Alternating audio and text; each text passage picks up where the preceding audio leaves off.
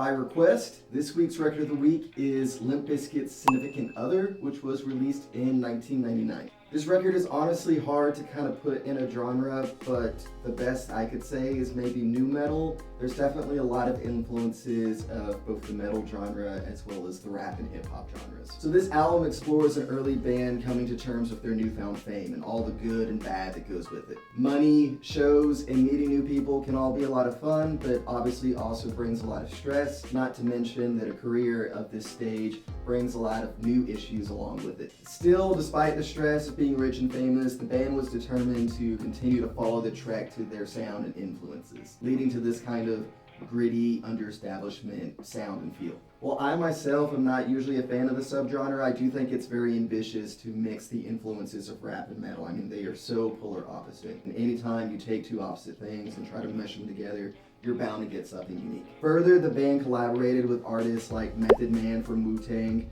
Jonathan Davis from Korn, and Scott Weiland from Stone Temple Pilots, which is honestly just really impressive. Like, love it or hate it, man, a mix like that is generally going to stand out and feel original. Being only their second studio album, the album had surprising success, peaking at #1 on the US Billboard 200. And that kind of led the group to a self-fulfilling prophecy, right? They were talking about the stress and the anxiety of being rich and famous, and then yet again, here's a record that's hitting top charts. But if you were looking for something different and you love bands like Korn or the Beastie Boys, I would say that this record is definitely for you. The album touches on flavors of hip-hop with samples and flavors of metal with these really heavy guitar riffs. It carries this angst and this passionate aggression while maintaining a surprisingly positive outlook overall, and also doesn't take itself too seriously. My favorite tracks on the record would have to be Just Like This, the iconic Break Stuff, and In Together Now. For an overall rating, I'm gonna have to give this one a 5 out of 10.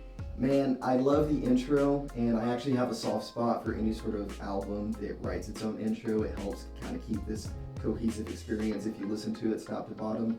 And further, there's some songs that really do stand out. That being said, it overstays its welcome. A lot of the songs do kind of drag on a little bit too much for me. Some of the lyrics are really cheesy and kind of take me out of it, and by the end of the record, I was honestly ready to stop listening. Some noticeable notes of redemption, though, is that mixing the heavy guitar riffs with hip-hop surprisingly works really well with a lot of these songs. And again, having the thought of taking Wu-Tang Clan and Stone Temple Pilots, mashing it together and trying to create a genre of its own is really fun. It's impressive. I'm surprised that it works, but it does. I don't know, man, it's out there. Obviously, the record had a lot of success. It put the band on the map, but overall, I would say the genre and the record as it's presented just wasn't for me. But who knows, man? I would say still listen to it and give it a shot.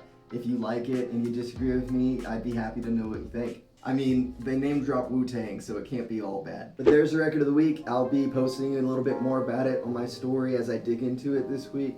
If you have comments, questions, suggestions, you disagree with me, you agree with me, either way, I'd like to hear it. And as always, feel free to listen with me.